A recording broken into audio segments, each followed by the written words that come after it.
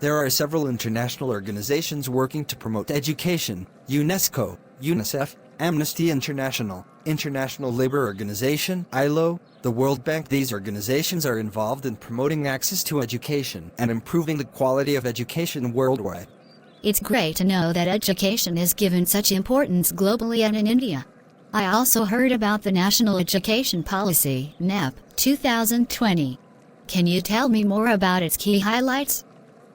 Sure, the NEP 2020 brings several transformative changes to the Indian education system, especially in higher education. Here are some key highlights. 1. Gross enrollment ratio, GER, in higher education aims to be raised to 50% by 2035.2. 3.5 crore seats are to be added in higher education institutions. 3.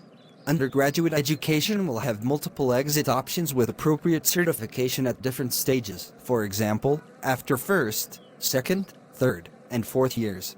4. An academic bank of credits will be established to facilitate the transfer of credits for lateral admissions to other institutes. 5. Multidisciplinary education and research universities, MARUS, will be set up to model best multidisciplinary education practices of global standards. 6.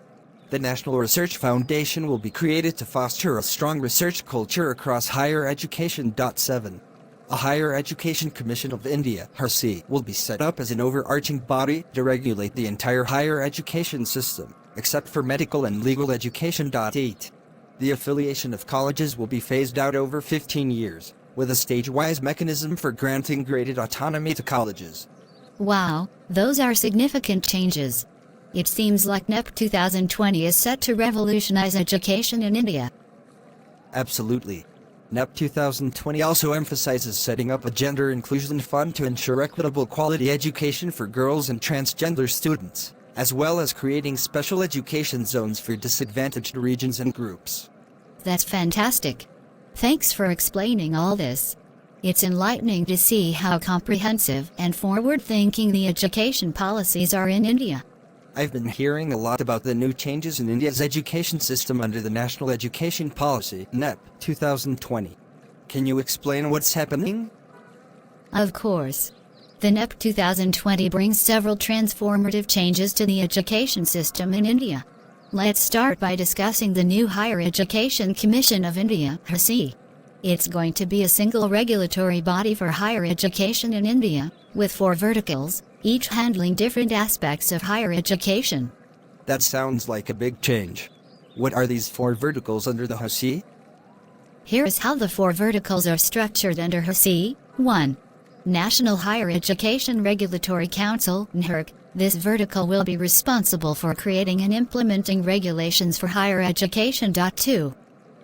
General Education Council, GEC. It will focus on setting academic standards across institutions. 3. Higher Education Grants Council, HEC. This council will handle funding for academic and research activities. 4. National Accreditation Council, NAC. It will be responsible for accrediting academic institutions to ensure they meet the set standards. Wow, that's quite organized. What else is NEP 2020 focusing on, especially regarding research? Good question.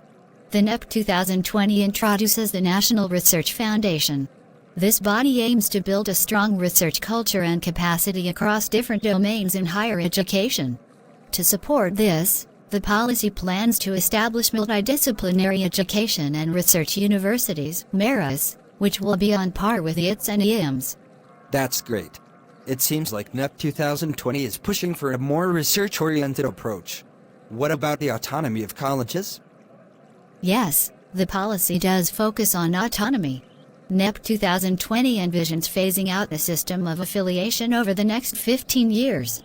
The goal is to provide graded autonomy to colleges, transforming them into either autonomous degree-granting institutions or constituent colleges of universities. The policy also encourages a multidisciplinary culture, promoting diverse education paths in technical, health, legal, and agricultural universities. That sounds like a lot of flexibility for students and institutions. How is technology being integrated into education under NEP 2020? The NEP 2020 has emphasized the use of technology significantly. It aims to enhance the teaching learning experience and make quality education accessible to the masses, especially in light of challenges like the COVID-19 pandemic. A dedicated unit will be established to build digital infrastructure and content for both school and higher education levels. Moreover, online education and digital education will be promoted. For instance, the government plans to recognize massive open online courses, MOOCs, for credit, making them comparable to in-class programs. Additionally, the National Educational Technology Forum, NETF, will be set up to foster the exchange of ideas on technology in education. It's fascinating how NEP 2020 is shaping the future of education. Can you tell me more about the different parts of the NEP 2020? Certainly. The NEP 2020 is divided into 4 main parts. Part 1, School Education 1.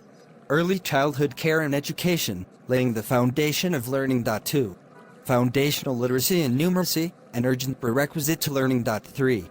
Curtailing dropout rates and ensuring universal access to education at all levels. 4. Curriculum and Pedagogy in Schools, making learning holistic, integrated, enjoyable, and engaging. 5. Teachers, focusing on their role in development. 6. Equitable and inclusive education, ensuring learning for all. 7. Efficient resources and effective governance through school complexes. 8. Standard setting and accreditation for school education. Part 2, Higher Education 1. Quality universities and colleges, focusing on maintaining high standards. 2. Institutional restructuring and consolidation. 3. Towards a more holistic and multidisciplinary education. 4. Optimal learning environment and support for students. 5. Motivated, energized, and capable faculty. 6. Equity and inclusion in higher education. 7. Teacher education. 8. Reimagining vocational education. 9. Catalyzing quality academic research through a new National Research Foundation. 10. Transforming the regulatory system of higher education. 11. Effective governance and leadership for higher education institutions. Part 3, Other Key Areas of Focus. 1. Professional Education. 2. Adult Education and Lifelong Learning. 3. Promotion of Indian Languages, Arts, and Culture. 4. Technology Use and Integration. 5. Online and Digital Education, ensuring equitable use of technology.